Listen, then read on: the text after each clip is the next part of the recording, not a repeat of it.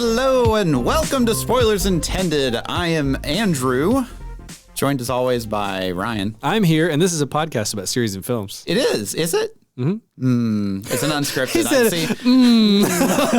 I don't have my thing in front of me. X to doubt. Press X. Like L.A. Noire. I joined us with Ryan and then also Steven. I'm here, and Ryan stole what I was going to say because I was like, if we don't jump on this, it's going to be said somewhere. We left the door unlocked, and Steven walked in. Dang. Had a seat in my chair. So welcome. We are talking about theater experience, which is a very open and broad term, but basically all of us love going to the movie theaters. Yeah. So why else would we have this podcast? I know, right? That'd be wild. We all three hate it. I hate going to the theater, but we have to review this film. But I hate sometimes movies. you can have bad movie theater going experiences. Oh, a lot of the time. Actually, I'd say more times than not. Especially Nowadays, coming back in Definitely post-COVID, like everyone forgot Yeah. how to just sit in a chair for 2 hours. But yeah, so if you are my like God. us and maybe Tom Cruise, who also loves movies and popcorn. And his ex-wife, Nicole Kidman, who really wants you to watch things. Really want you to go to AMC. Heartbreak feels good in a place like this. Oh, no, I'm just getting PTSD flashbacks. But yeah, so, obviously this is an unscripted. We don't really have a general idea of where we're going with this. But, let's talk about kind of what you... Whenever you go to the movie theaters, what snacks do you get? Yeah. What's normal? What's your Let's start with snacks. What's your ideal theater experience? And then let's also talk about maybe like what detracts from it, right? Yeah, and we can talk about, even just, going to the movies and lining up like we used to do. Now we have obviously assigned seats, that kind of stuff. Like, because obviously the theater experience has changed drastically from when we were kids till now. Well, let's maybe start there. So what do you remember the most about theater experiences when you were a kid? So I remember probably the thing that I loved the most about going to the movies back when I was a kid, before I was like really like lining up. I'll say pre-teenager. You can't drive yourself to the movies. I think it was... I actually really didn't go to the movies that often when I was younger than like a teenager, but whenever we did go, I just loved getting popcorn. Because it's one of those things where like popcorn it's different than popcorn at home. It is very different. Yeah. It's never because even the movie theater popcorn. No, it's nothing. Orville Redenbacher doesn't know what a movie theater is like. No, you got to slather that thing with fake butter. Oh, yeah. Yeah. What about you guys? So when I was a kid, we had one theater in my hometown called the Princess Theater that was like a single screen, tiny theater. We didn't go there very often because the people that ran it were kind of weird and like... God, Ryan sounds like he's 70. The worst is, this is a horror story here, but like I bought a hot dog one time there from the concession stand. Why would you ever It was buy a hot dog? piping hot on the outside and ice cold on the inside. And young Ryan did not have as good of a gag reflex as adult old man Ryan does. And I was like, "Ah!" in the middle of this theater. Anyway. Did it like shoot out of your throat, just like hit someone in the back of the head? It was very much like one of the, when you see a kid have an absolute meltdown, it was that. And my parents couldn't figure out what was wrong, and I couldn't get the words together to describe the very complex idea of like, this hot dog is hot on the outside, so it burned my mouth a little, and then was frozen cold in the middle, and the sensation made me want to yarts right there in the aisle. Anyways, moving past that very traumatic experience, in the town nearby us, we had a Regal and we had a Malco. And they would always... I remember Regal Cinemas. Oh, yeah. We would always get like... It was like half the movies would go here, half would go here, and there would be some that overlapped. But there would always be like certain movies like made a distribution deal. Because that's basically back in the day where like you actually had the movie theaters that could bid for certain movies. Right. Yeah. Well, there wasn't just like two movie theater chains. There's competition. And it was like, well, if we want to watch this film, you have to go to the Regal. But if we want to watch that, you have to go to AMC or Carmike. Carmike. Yeah. I was like, what the AMC is Carmike? Yeah. Well, so for me, it was always, I loved going to the Malco because they had the way better arcade in the lobby. Like they had so many cool games. Yeah. And whereas the Regal had like just busted games. Like half the buttons didn't work. They never like fixed so for me, we would always get to the theater early. I would play some arcade games for a little bit while we waited for, I don't know. This is pre-cell phones. Yeah. You just go way early to the movie. Well, we'd probably be like at the mall shopping. Because you had to fight for your seats. Yes. Well, also like there was so little competition for your time that I'm like during the summer as a kid, and your mom would just be like, well, "Let's go see a movie. Let's just open the paper, see what's opening the paper to find the movie times in it, dude. Like we're old. Oh my god! I remember calling the theater number, movie phone? like not movie phone, but the movie phone, the theater itself, and you'd be like, for showtimes, press 1, and then inevitably you're listening and you're waiting, and somebody would be like, hey, where did you put the so and so? Oh, I put it over underneath that. Is playing at 5. Wait, what is? I missed it. Was that it? Well, back in the day too, like you dial in that, it'd be like, for touch-tone phones, press 1. Oh, yeah. Oh my gosh. Yeah. See, that's getting like real old. We are unlocking some core memories. We really are. Jeez. But to me, it was the experience was you sit down, and I was so excited for trailers. And oh yeah, because trailers were different too. Well, also, but like, how else are you gonna know what's coming up? 100%. You can't go on YouTube to watch the trailer. Because even back then, like they didn't put the trailers on television as commercials. Nope. That only happened like the week of release, maybe. And it was like limited trailers, and that was it. Yeah. So back in the our only day, the only place to see them was the movie. How many gray hairs do we have? Several. Good Lord! But you sit down, and for me, my snacks of choice was always peanut M&Ms and popcorn. That was to me snackable. They're small. It's like chocolate, sweet, salty, and then a big Coca-Cola. Steven? Oh man, you gotta have the popcorn. Well, yeah, I mean popcorn. To me, it's a given. Always. It is. Honestly, it's the memories of. I haven't thought about this in just forever. Of just it's the summer and like your mom's looking for stuff to entertain two kids who are just brats probably because you can only spend so much time outside sweating in Alabama, so we'll go to the movie theater and what's playing, what's going on. Like what was it used to like the morning shows would have like the movie reviewer on it. Coming up, yeah, like what's out, that kind of thing. But like you just page through the newspaper and figure out what can we go see today. We'll go to the Galleria. Well, and that's also that's Galleria 10. Yeah. Well, that's also when you had like NPR and a couple of these other like radio stations that did movie reviews like the weekend or like basically the week after it came out. Like the week of release. Yeah. Yeah. Because I remember going with my mom and my sister and we saw Newsies in the theater and like. We knew roughly what it was and what it was going to be about, but it got like incredibly critically panned. Yeah. And we went and we were the only people in the theater watching it. And it was awesome. Like great film. It's full of, kid power or whatnot. Yeah. Yada, yada. Wheelhouse for like an 8-year-old and a 13. Yeah. They put them in, hamster wheels. That's how you generate kid power. Kid power. So so I have a question. What was the first, or what is the most memorable opening night that you went to? Opening night. Oh, man. Yeah, so had to line up, 2 hours, 3 hours beforehand or whatever to make sure you got the good seats. This was before, obviously, like 2017-ish. Yeah. Honestly, like assigned seating is pretty relatively new still. Yeah, 2017, because I remember we had to fight for seats for Rogue One, and then Last Jedi had assigned seats. At least in our theaters around here. I do remember that, yeah. I want to say it was, for me, the Star Wars original trilogy re-release with A New Hope.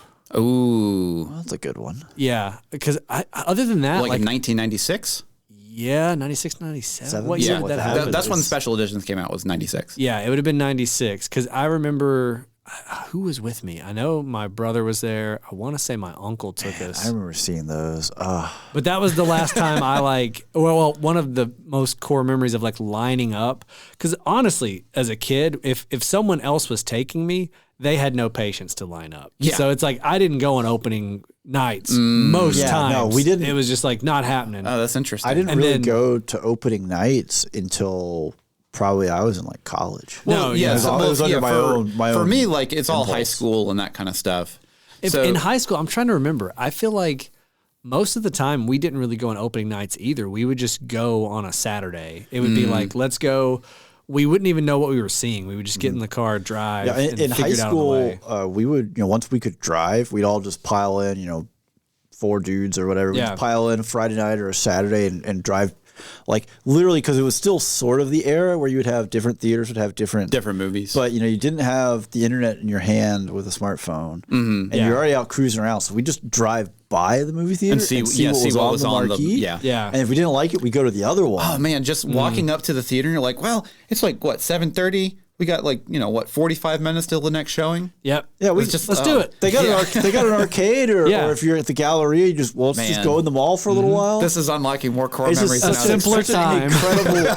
Incredibly innocent time, right? Everything is connected and it all sucks now. That's what I'm learning. Well, so for me, the biggest opening night that I went to, outside of, I'll say, like Force Awakens, whenever it came out in 2015, was Fellowship of the Ring. Yes. And we went to the Brookwood Theater, which is just a local theater around here. It's not one of the bigger ones, but it was the one that basically everyone from my school and classes all went to, and we all lined up for the first, basically for opening night. Wow. And so all of us, it was really cool because we all, obviously all of our parents are there because we're still, this was about 2001, so we're 8th, 9th grade, somewhere around there. Yeah. And yes, I know I'm the youngest one. That's fine. You are, yeah. Oh, don't worry, we're going to get into this. I wasn't going to say it. You said it. But, all of our parents are there and all the kids are there and we're all just hanging out for pretty much an extended hour and a half, somewhere around there while we're just waiting in line to go into the theater. Yeah. And I just being in the theater with all of our friends and everything like that, and then watching Fellowship of the Ring, which was just mind blowing at the time, was just such an experience that I'll never forget. I don't think I've done that a lot. None of my friends knew what the Lord of the Rings were or even liked them, had never heard of them. So I remember I had to lobby as many people as I could to get us to go see it. And we went on Saturday, maybe 4 or 5 of us. No. So and everyone that went to see it 4 times in the first weekend. Oh, I could never, I would have done it. So much time. But I remember we went, and I want to say it was 4 of us, and everyone that went loved it. But we went on a Saturday matinee, maybe Saturday night. The opening night thing just did not happen when I was growing up. Fellowship of the Ring, I was in college. Wow. Yeah. I'm older than you, Andrew. Just a bit. Yeah. And I can still remember a whole group of us, we were in the dorm, we were all going to go see it opening night. And this was back when, opening night was, the Thursday night before the Friday night releases. Yeah. Mm-hmm. But it was actually at midnight because it wasn't opening night's Thursday at 8 p.m. It was this is actually on the Friday release. It starts at midnight. Yeah. And because these always came out in December, this was always right in the middle of exams. So it'd be everyone would jockey their schedule around and be how do my exams land? Who is coming to this thing at the midnight release knowing that they have the 8 a.m. exam, Yeah. So you have to wait in line to get into the theater with because this is in Auburn and there are only 2 theaters. Right. It's a pretty small place. Yeah. And every nerd who wants to see this is there. Yeah. Because it's open. There's only 3 screens running at midnight or something. Yeah. It's just not a big place. Those are some great times because Well, so the thing that's, it's kind of one of those things where obviously we're all 3, 40-ish guys. And, obviously there's 40 of us in here. Well, obviously I don't want to just it be us nostalging for, lost days or whatever. The better times. But, because that's the thing is it's a different experience now because we do have, obviously everyone has smartphones, everything's connected. Now, everyone knows what movie, I love having assigned seats now. Yes, just because love I don't have to fight someone for it. I love knowing where I'm going to sit. Yep. I love the change now. Movie seats don't suck anymore. Yeah. You can actually have a real reclining seat. And the way a lot of them sound systems are way better. Oh, yeah. But the way a lot of them are done now, too, is the row in front of you can't even see those people. Yeah, it's great. Unless that dude is 7 foot, Yeah. you can't see that they exist. The stadium seating didn't happen until the mid to late 90s. There was a whole big deal. Decades of if somebody tall sat in front of you, the whole time you're just leaning to the right. There's an entire Seinfeld episode just for this. For sure, yeah. But it also, the worst part too is when a theater, I remember the Regal near me, when it's getting towards the end of its life cycle and like it just smells. It's got like the carpet has a funk to it, and you sit in the chair. It's got all that built up. Everything's a little fake sticky. butter. The pad on the arm of the chair is like ripped up, like some kid's been just picking at it. Yep. And you sit down, you're like, I'm just uncomfortable. Yeah, like there's so much gum underneath the seat. Dude, I still remember the Dollar Theater that's off of Lorna. Over on Lorna, back in the day, like watching a movie there and like looking at the floor, because that was not stadium seating. No, that was like seating. early 90s. But like looking at the floor with the light playing off the black floor, you could just see the silhouette of the mouse going around picking up the popcorn. Gosh. It's like, man, there's a reason why. When you go to the Dollar Theater, it is $1. I don't get popcorn. You don't get a drink. You pay $1 and you sit and see a movie. They can't pay for mousetraps at the Dollar Theater. Well, so one of the big problems about modern movie going is people just sitting on their phones either during the movie or during trailers, just in general, just during the movie, in general. Yes. And I've actually had a couple where I had a dude with a laptop. Yeah, just like checking his email. What are you doing, guy? Go to a Starbucks. Yeah, I am and have always been, even as a kid. I don't know where this gene like happened, because neither of my parents were really like this, but I am extremely particular about movie watching. Like, I want it to be like fun. I want to be in the theater. I want to be focused. I want to no getting up to get drinks. We've got the drinks. Get in here. You're going to miss this part. The people who are like midway through a film who are just like, I gotta go to the bathroom, or I'm gonna go get a refill. It's like, what are you doing? You came in here. You go to the bathroom. Well, you definitely don't go get a refill because you have no idea how long that line is. No, and you could miss like half the movie. Are you losing your mind? But see, what I figured out as I grew up is that like I had a couple of cousins that we would go to a lot of movies together, even into high school and on. That like they just don't care about movies like I do. Yeah. They're just like a fun time out. So missing entire swaths of the plot has just nothing. They would much rather go get some more Dr. Pepper. And I'm like, but it's like at this point. But you paid money for the tickets, and that's I know. kind of that's the part that gets me. For me, tickets are so expensive. It's not like we're paying $1 for these tickets, and these are expensive tickets now. But yeah, the cell phone thing drives me wild, because most people, there's like a Venn diagram, right? Anyone who's terrible enough of a person to just play on their cell phone in a theater is also the person that doesn't understand that having your phone on maximum brightness does not make it more readable in the dark. You should have it on the most dim setting so your eyes aren't like screeching into the void, giving yourself LASIK in the middle of my screening. Instead, these people in front of me, it's like they open their phone and I can hear the like the light from the halogen bulbs. The LEDs just I can hear each LED cell just giving them a sunburn. Yeah, like I hear the crackling. It's like, get off your phone. Like and this is what annoys me too, is because I'm so like into it that I am so respectful of other people who are into it that like if I get a text message, if it's something like emergency, if it's crazy, I will pull my phone out. I guard it close to my chest so that no light escapes. It's on the dimmest, and I go, okay. It's not okay, Well, so that's why smartphones are very nice now. I'll definitely say that because I can smartwatches. Smartwatches. Yeah. Smartphones are nice too. You can't see it, but he flicked his wrist out and looked at his watch and goes, "Smartphones are very nice right now." And I was like, "What's he trying to say?" It's so rude for you to call me out like that.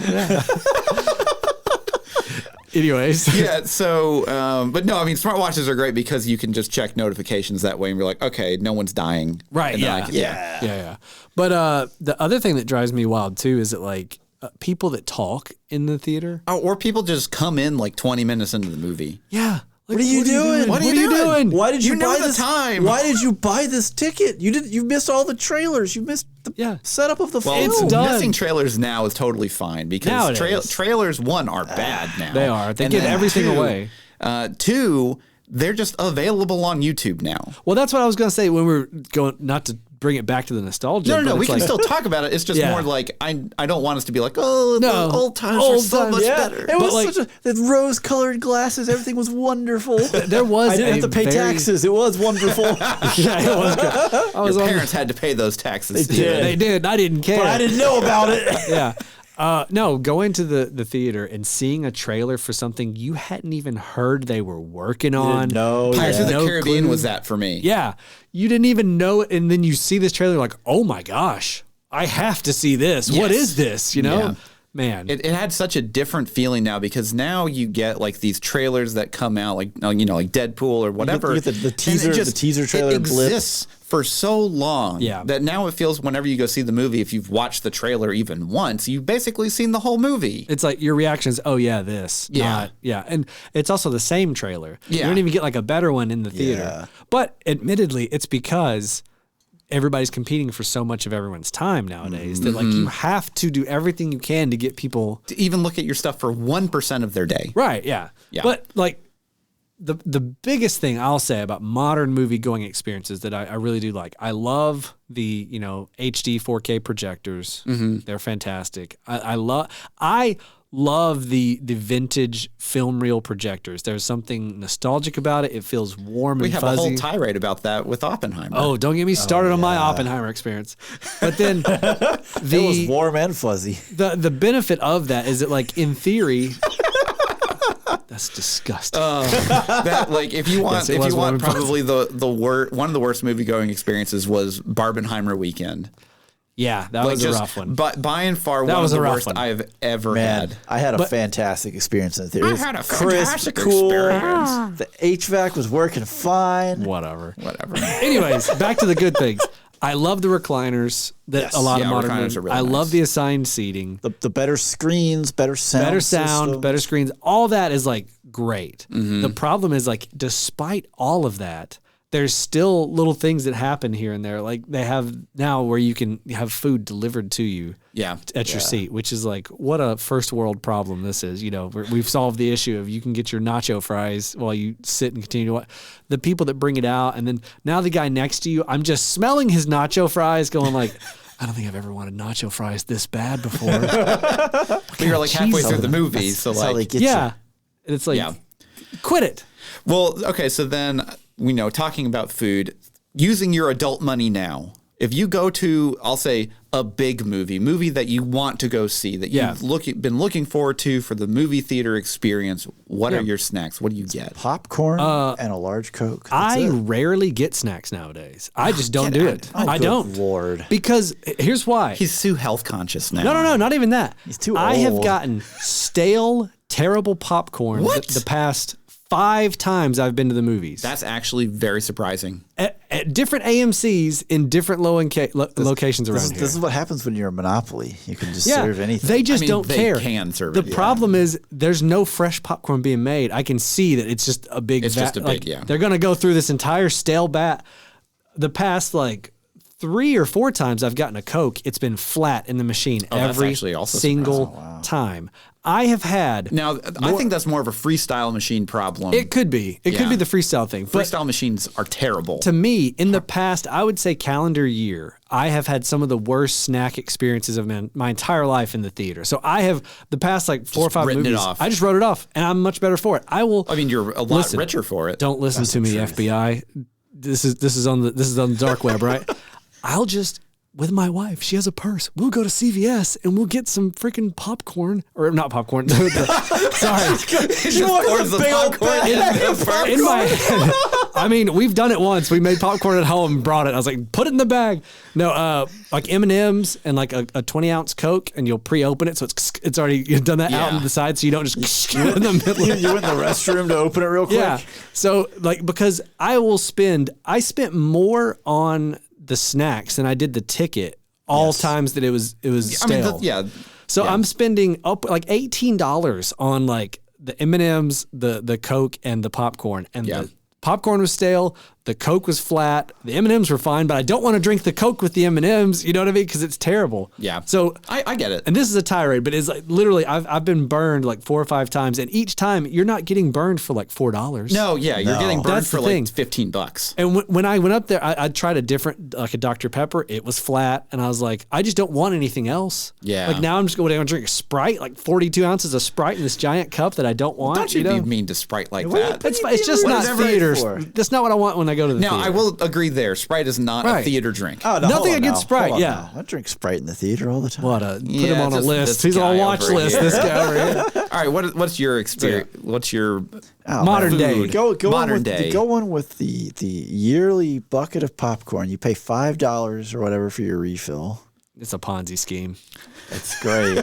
The best is when you have to wait for the popcorn because you know that sucker is working hard. So I'll definitely say, like, every time that I've been to the theater that we've gotten popcorn in recent memory, outside of Barbenheimer weekend.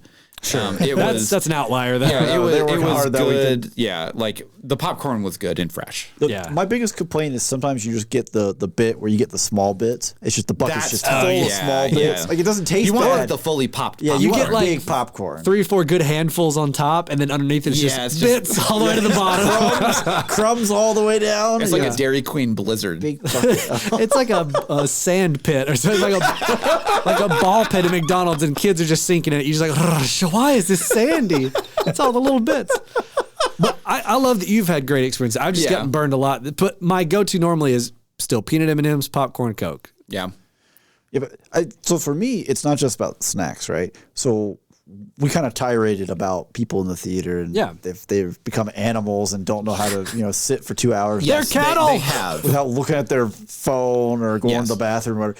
But still, some of my favorite moments are being at a big crowd for a big moment. Like you go back to like Avengers Endgame, right? Yeah, that's the quintessential for the past just 6 like years. lose your mind. Huge moment. Everyone roars. Spider-Man Homecoming, the crowd roars, and then you watch that movie at home and you realize there was no sound then. You're like, oh, they're like, if the crowd doesn't make noise, they knew the crowd was going to nothing. Yeah. So when I saw Endgame, again, this is a perfect example of like the crowd makes it. I had this lady, and it looked like her dad and her probably her mom, because it was 2 older people, and then she was probably in her younger 30s, and they were in like their 60s. Yeah. Sat next to me, and they all had different shirts on. One of them had like Hawkeye, one of them had Hulk, and she had Captain America. They were in it. They were in it. Yeah. She had Captain America on her shirt. And then when he makes the appearance in Endgame and he steps out of those shadows, she went, "Yes, Daddy," as loud as she could. And I lost it. It made the entire movie way better. Just listening to them and their commentary. Normally I'm like,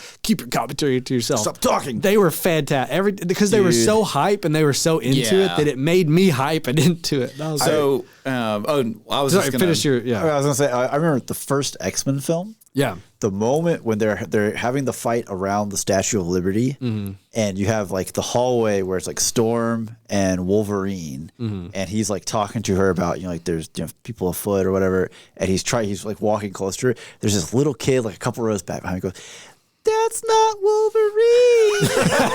It was just amazing. So I think one of my favorite like group memories was actually in pretty recent when we went and saw Rogue One, and Steven was there. Oh yeah. And opening night, and the Vader scene happens at the end, and the whole theater just lost their mind. Yeah. And it was incredible just for like those 30 seconds or whatever, because you're just like, this is what we've been waiting for. Right. Yeah. And that one was a really big moment. And then Attack of the Clones, when Yoda brought out his lightsaber for the first time. And I understand that the movie's not that great. Rubber bouncy ball, baby. But that first moment, whenever he takes out the lightsaber, and it's the first time it's ever happened on screen. Yeah, like people lost their mind, and it was really cool. Especially when you go to an opening night. There's just more hype. Yeah. It is. And I think that's one of the only things I really miss about waiting in line for like a premiere night or whatever, is because you really have this camaraderie with everyone that's in line with you. Well, people are building up for like you're all there for the same reason. Yeah, no one is there just because they don't and talk about it and postulate on what's going to come and what's going to be in the movie and that kind of stuff, which is really fun. But I do like just being able to go and get my popcorn and walk into the theater and sit down. Well, I think the biggest problem I have, and it was the biggest issue I always had trying to talk friends into going to opening nights. Was like, especially like a midnight screening. There's all sorts of factors. You got to get there at 7 o'clock. Everyone was working. You have to, the next day, I'm gonna stay up till 5 a.m. and then you got to get there at 7. All hyped up on Coke and popcorn. You got to get people that are down to clown for that. But then the other thing, now even more modern, even if you don't have like a midnight release on a Thursday, just like a Friday night is like, it's going to be busy. I'm going to have to wait so long for my popcorn. I'm going to get in there. There's going to be crying babies. I remember, like for the longest time post, COVID, when we were going into theater to review movies or just for films we wanted to see, it was like, hey, you just walk in, buy your popcorn, get your ticket scanned, go in. And we went in for Super Mario Brothers, which of course, was big. Gangbusters is I think it was probably the first really Top Gun Maverick. Top Gun Maverick. Yeah. But I don't remember had the blockbuster feel. Just because we went to that that pre-screening of it, I don't remember being in the theater in the same way for Super Mario Bros. Where it's like, hey, this is just like a Saturday and it's just jam packed. Kids are dressed up. Yeah. And that moment was like, man, kind of missed it when I was coming in here. Like theaters are going out of business, and it's just me and 3 other people in this theater. So, outside of the actual poor experience that I had, the electricity that you had for Barbenheimer weekend was, I think, the closest that we've gotten back to those kind of like Saturday night weekends back in the early 2000s, late 90s. Event. Yeah, it was an event because everyone was there People are getting for dressed those up movies. For it. They're tuned in. Yeah. And it was a really fun experience for that. The actual movie going experience was terrible. Sure. But it was middle of summer. Air conditioning doesn't work in Alabama theaters. I'm sorry. It worked fine for me. Yeah. So, okay, one last... Well, actually, hold on. My go-to snack, because I didn't. Oh, yeah. You didn't cover we get a Coke. So if we're going like all out, we have some. Andrew's built up points. Andrew's pretending like this is Five Guys, or he's gonna drop $50 on. Yeah. Well, no. So most of the time we'll do like every 3 or 4 movies. Like the 4th movie will be like, oh, we're gonna get candy, popcorn, for me, slushy. It depends on the movie. Yeah, like Dune 2, we're gonna go all out for it. Like we're really looking forward to Dune this. popcorn bucket. So do it, coward. I was actually gonna bring up popcorn buckets, but yeah. So my snack of choice is basically Coke, slushy. Push down the sandworm gullet. You prevert. Popcorn. A bunch of Crunch, little box, and then some popcorn. Yeah. But yeah, so popcorn buckets have been kind of like the new trend that AMC is really trying to push. And like we got like the Ecto one from Ghostbusters Afterlife when it came out, which is just, you just pop open the top of it. That thing was pretty cool. It was pretty cool. Yeah. And I've actually kind of liked a lot of like the popcorn buckets that they've come out with. Then you have silly ones like the Dune one, which is just the sandworm, which is just a sphincter, and it's just like, it's like I wonder, like, if someone on the marketing team they knew so innocent that they were like, what? Oh no, or was it like, hey, what if we what if we did this? What if we did this? And they're like, no way. See if they'll print it, and then they print it. Oh my god! Well, so what it needed to be was a jump bar. Oh, he signed off. Do I? It needed to be the box that he puts his hand in. But see, the problem is that box is from the first film. But that's the problem. It doesn't missed opportunity. That's just a missed opportunity for them, back in like 2021. I want to cram my fist into Shai Hulud.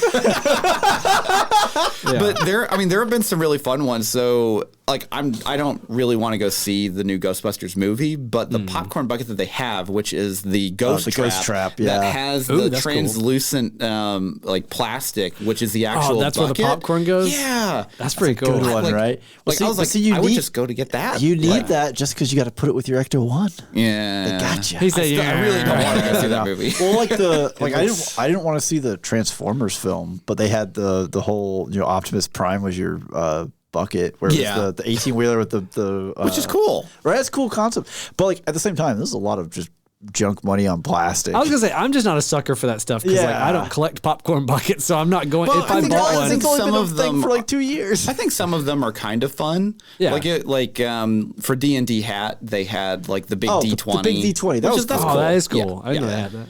All right, so we're kind of winding down here, but before we go, we do have to talk about our Patreon. No. Before that, I want to hear from people in our Discord or comments on social. I want to hear what your ideal movie theater experience is. Yeah, 0 people in the theater. I'm the only one. Is it ice cold? I mean, is it blazing hot? What kind of snacks do you get? I want it ice cold for the first half of the movie, blazing hot for the second. It's the real 4D experience for Dune. Also, you got to dig out the old Batman 4D clip that was buried somewhere in our vaults. Oh god! I was talking about where people bought the 4D tickets, not realizing they were 4D. So they're just, it's Gotham, so it rains all the time. So they're just getting sprayed with water for the whole movie. I want a hot dog that's hot on the outside and cold in the middle. Bring back those core memories. I've got to hit my past trauma head on to get over it. All right. So, yeah, we do need to talk about our Patreon before we leave. For just $1 a month, you can absolutely support the show. It's the best way to directly support the show outside of just listening and reviewing the show, which we greatly appreciate. It's just $1, but you can give us more, and then you get access to all of our bonus content. Which this month, March, we have a March Madness movies at the what would we call it? Movies at March Madness? I don't remember now. March Madness at the movies. There it is. March Madness at the movies. Anyways, we looked at a bunch of movies that came out in the month of March. We seeded the bracket throughout a lot of different years. Yeah. We seeded the bracket, and then we had some wild head-to-head matchups, let me tell you. Yeah, it's fun. We also have a Patreon picks poll going on right now that you can go and vote on. If you're a Patreon subscriber, for just $1 a month, you get to do this. And what that means is that you get to look at the list of curated movies. This month is comedic heist films. So that's Pink Panther Strikes Again. We have Ocean's 11, Snatch, Fantastic Mr. Fox, and Tower Heist. Yeah. And basically what that means is you can go and vote on it. We'll review it. And patrons get early access to that before it hits the main feed a little bit early. Yeah, that's right. For just $1 a month, you can help dictate the future of this podcast. But the real meat of the Patreon is the bonus episode. Episode. Yeah, you want to hear us give relationship advice to ChatGPT, fight presidents. We get wild with this. We do chip tier lists, soda tier lists. We make ourselves sick. And it's a different format than our normal episodes, if you can't tell. Well, we get pretty wild. We do quiz shows. They're really, really fun. And guaranteed one a month. Sometimes more, you never know. Yeah, and also if you want to preview any of those Patreon episodes, in our main feed we have 15, 10-minute previews of those episodes. You can listen to it, try before you buy. Get a feel for what it's like. Yeah. All right, so that does sound like all the time we have. And, as always, follow us on social, leave us a review wherever you're listening now, and share us with a friend. We'd really appreciate it. So until next time, I'm Andrew. I'm Ryan. And I'm Steven. And every spoiler was intended.